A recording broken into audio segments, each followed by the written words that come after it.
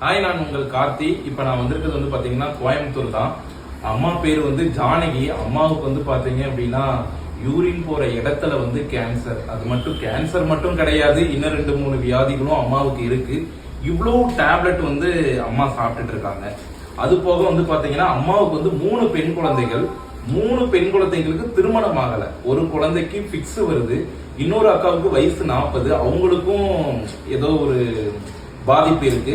ஒரே ஒரு சின்ன பிள்ளை மட்டும்தான் வேலைக்கு போகுது. அந்த பொண்ணுக்கும் வந்து பாத்தீங்க அப்படின்னா பிக்ஸ். அந்த பொண்ணுக்கு வந்து மாச சம்பளம் 6000 தான்.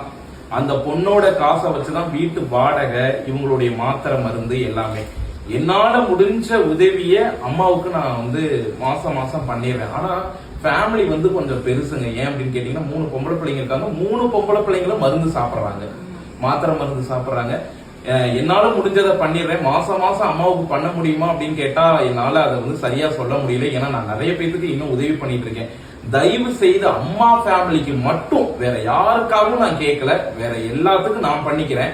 அம்மா ஃபேமிலிக்கு மட்டும் மருத்துவ செலவுக்கு, அம்மாவுக்கு வந்து கேன்சர் இருக்கு, இன்னொரு குழந்தை அந்த பக்கம் இருக்காங்க, அவங்களுக்கு வந்து பிக்ஸ் இருக்கு, சரிங்களா? அவங்க சாப்பிட்ற மாத்திரை மருந்து எல்லாம் இது. தயவு செய்து இந்த வீடியோ பாக்குறவங்க யாராவது ஒரு ஆள் ஃபுல் அண்ட் ஃபுல் பாருங்க. யாராவது ஒரு வீட்டு வாடகை எடுத்துக்கிட்டா கூட போதும், இல்லையா அம்மாவுக்கு மாத்திரை மருந்து வாங்கி கொடுத்தா கூட போதும். அம்மா வந்து வயசான காலத்துல இவ்வளவு சிரமப்பட்டு இருக்காங்க. யாருனாலையும் வேலைக்கு போக முடியல, அந்த அளவுக்கு உடல்நிலையில பாதிக்கப்பட்டிருக்கிறாங்க. ஓகேங்களா?